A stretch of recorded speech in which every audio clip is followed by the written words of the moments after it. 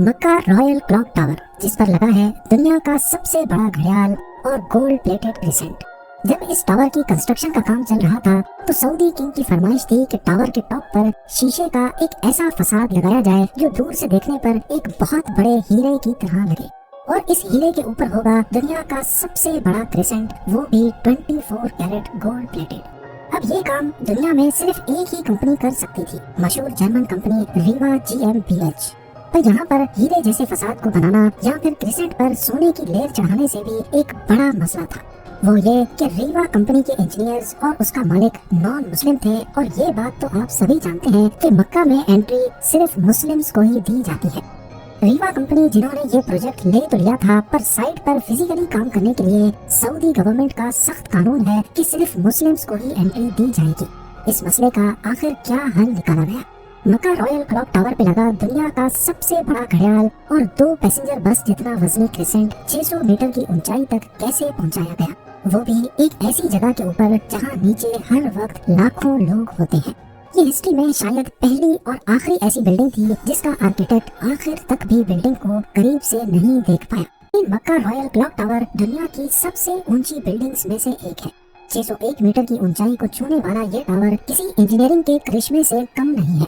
इसकी पहचान इस पर लगी दुनिया की सबसे बड़ी क्लॉक से होती है, जो हर साइड से 43 मीटर्स बड़ी है। और एरिया की बात की जाए तो सिर्फ एक साइड की क्लॉक 16,000 स्क्वायर फीट पर फैली हुई है, यानी सिर्फ एक क्लॉक 500 गज के 3.5 प्लॉट्स जितनी बड़ी है। 16 अरब डॉलर्स की लागत से तैयार किया गया मक्का रॉयल क्लॉक टावर आज तक दुनिया में जितने भी स्काई स्क्रैपर्स बने हैं उनमें सबसे ज्यादा महंगा है। ये दुनिया की वाहिद ऐसी बिल्डिंग है जहां इंसानों का बसाया हुआ सबसे ऊंचा फ्लोर इस क्रिसेंट के अंदर मौजूद है। वैसे तो आज ये दुनिया की चौथी ऊंची बिल्डिंग है, पर जिस वक्त इसकी कंस्ट्रक्शन का आगाज हुआ उस वक्त ये दुनिया की सबसे ऊंची बिल्डिंग होने वाली थी। पर जब इसकी 600 मीटर की ऊंचाई का प्लान लीक हुआ तो दुबई ने बुर्ज खलीफा की हाइट को मजीद बड़ा करके रिकॉर्ड अपने नाम कर लिया। ये टावर कॉम्प्लेक्स के 7 स्काई स्क्रैपर्स होटल्स में से एक है, जिसको दुनिया की सबसे बड़ी मस्जिद अल हरम से सिर्फ 300 मीटर के फासले पर बनाया गया है। लेकिन क्या आप जानते हैं कि 2002 से पहले इसी जगह पर अजियात का किला हुआ करता था। ये किला ऑटोमन एम्पायर के दौर में ईयर 1780 में काबा की प्रोटेक्शन के लिए बनाया गया था। मक्का सऊदी अरब का एक मुकद्दस शहर है जहाँ पूरी दुनिया से लाखों मुसलमान हज करने आते हैं, लेकिन हज के महीने के अलावा भी मस्जिद अल हरम में 24 घंटे भीड़ का समा होता है। रिलीजियस टूरिज्म सऊदी अरब की कमाई का दूसरा बड़ा जरिया है, जो हर गुजरते साल सरकारी खजाने में 12 अरब डॉलर्स का इजाफा करता है। यही वजह है कि मक्का शहर में सबसे ज्यादा होटल रूम्स पाए जाते हैं, 2,50,000 के करीब। 1,54,000 रूम्स के साथ दुबई का दूसरा नंबर, जबकि लॉस वेगस का 1,51,000 रूम्स के साथ तीसरा नंबर है। बढ़ती हुई डिमांड को देखते हुए और जायरीन की मुश्किलात को कम करने के लिए किंग अब्दुल अजीज ने अजियात के किले को खत्म करके यहाँ एक कॉम्प्लेक्स बनाने का इरादा किया। 2002 में किले को गिराया गया और जिस पहाड़ पर यह किला खड़ा था उसको भी लेवल किया गया। इस कॉम्प्लेक्स में टोटल 7 स्काई स्क्रैपर्स हैं, जिनका मकसद पहले सिर्फ होटल रूम्स की डिमांड को पूरा करना था, पर बाद में ये सोचा गया कि इनमें से एक टावर सिर्फ होटल ही नहीं बल्कि इससे भी बढ़कर होना चाहिए। लिहाजा एक आइडिया फ्लोट हुआ कि क्यों ना एक टावर को इतना ऊंचा किया जाए कि ये मस्जिद के मीनार के तौर पे भी काम करे। पर मसला ये था कि पहले जब इस टावर की ऊंचाई सिर्फ 450 मीटर प्लान की गई थी, उस वक्त इंजीनियर्स ने इसकी फाउंडेशन भी उसी हिसाब से बनाई थी, और जब 450 मीटर का स्ट्रक्चर खड़ा हो गया, बाद में इसे 600 मीटर तक लेके जाने का फैसला हुआ था। अगर इसी फाउंडेशन पर मजीद लोड डाला गया तो ये खतरे को दावत देने जैसा होगा। अभी इस मसले को सुलझाने पर गौर हो ही रहा था कि सऊदी किंग अब्दुल अजीज की तरफ से एक और फरमाइश आ गई। वो इसे सिर्फ मीनार नहीं बल्कि इस पर दुनिया का सबसे बड़ा घड़ियाल भी लगाना चाहते थे, जिसके ऊपर होगा एक बहुत बड़ा हीरा और सबसे टॉप पर एक गोल्ड प्लेटेड क्रिसेंट। इन डिमांड्स को पूरा करने के लिए इंजीनियर्स को टावर की फाउंडेशन पर दोबारा नजर दौड़ानी पड़ी। नतीजा ये निकला कि ऊपर के 150 मीटर के हिस्से का वजन 36,000 टन से ज्यादा नहीं होना चाहिए। इन कैलकुलेशंस को मद्देनजर रखते हुए इंजीनियर्स और डिजाइनर्स को 150 मीटर ऊंचा light weight steel structure design करना था, जो मजबूती में कंक्रीट से कम ना हो, जिसको बाद में कंक्रीट टावर के ऊपर रखा जाएगा। ये स्ट्रक्चर ऐसे डिजाइन किया गया कि ये अपना सारा लोड कंक्रीट टावर के ऊपर बराबर डिस्ट्रीब्यूट करेगा। और फिर इस स्ट्रक्चर के इर्द गिर्द दुनिया का सबसे बड़ा घड़ियाल और क्रेसेंट लगाया जाएगा। ये स्टील स्ट्रक्चर बेशक क्लॉक टावर की ऊंचाई को 600 मीटर तक तो ले जाएगा, लेकिन इसको हल्के से हल्का रखने के लिए स्ट्रक्चर के अंदर जो फ्लोर्स बनाए गए वो नॉर्मल फ्लोर हाइट के मुकाबले में ज्यादा ऊंचे बनाए गए और फ्लोर्स का सेंटर बीच से हॉलो रखा गया। इस तरीके से इसमें स्टील की क्वांटिटी कम लगी और ऐसे इसका वेट भी कम हुआ। क्लॉक टावर के अंदर इस हॉलो जगह में आज आर्ट वर्क लटका हुआ देखा जाता है, पर असल में ये हॉलो फ्लोर्स बिल्डिंग का वजन कम करने के लिए बनाए गए थे। स्ट्रक्चर बनाने के बाद अब बारी थी इस पर दुनिया की सबसे बड़ी घड़ी बनाने की। इस काम को अंजाम देने के लिए जर्मनी की पैरेट नामक कंपनी को सेलेक्ट किया गया, जिनको इस काम में 165 सालों का एक्सपीरियंस था। 450 मीटर की ऊंचाई पर दुनिया की सबसे बड़ी क्लॉक बनाना और इसे ऑपरेट करना कोई मामूली बात नहीं है। इस घड़ी के कांटे कितने बड़े होंगे, तेज हवा में इनको कैसे बचाना होगा और इतनी ऊंचाई पर ये क्लॉक काम कैसे करेगी, ये वो सब बातें थी जिनका ख्याल रखना बहुत जरूरी था। इन सब में सबसे बड़ा चैलेंज इस घड़ियाल के कांटे थे। इनको ऐसे डिजाइन करना था कि ये तेज हवा में उखड़ ना पाए। इस घड़ियाल का बड़ा कांटा 23 मीटर जबकि छोटा कांटा 17 मीटर लंबा रखना था। यूँ समझ लें कि बड़े कांटे को अगर सीधा खड़ा किया जाए तो ये ऊंचाई में 5 स्टोरी बिल्डिंग का मुकाबला कर सकता है। 600 मीटर की ऊंचाई पर हवाएं 200 किलोमीटर पर आवर से भी ज्यादा तेज चल सकती हैं, जो इस कांटे को बड़ी आसानी से उखाड़ सकती है। और ऊपर से टावर की चारों साइड्स पे अलग अलग घड़ियाल होंगे जो इस खतरे को और भी ज्यादा बढ़ा सकते हैं। पहले तो ये सोचा गया कि इन जायंट कांटों की टिप को एक पटरी नुमा रिंग से कनेक्ट किया जाएगा, लेकिन क्योंकि इस रेलिंग में मूविंग पार्ट्स बहुत ज्यादा होंगे तो ये खतरा भी जाहिर किया गया कि ये क्लॉक की मेंटेनेंस को बढ़ा देंगे।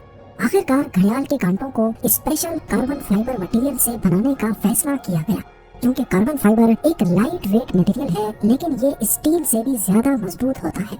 स्टील की कंप्रेशन स्ट्रेंथ यानी दबाव बर्दाश्त करने की सलाहियत ज्यादा होती है और वो प्रेशर पड़ने पर मुड़ सकता है, लेकिन कार्बन फाइबर प्रेशर पड़ने पर मुड़ता नहीं है।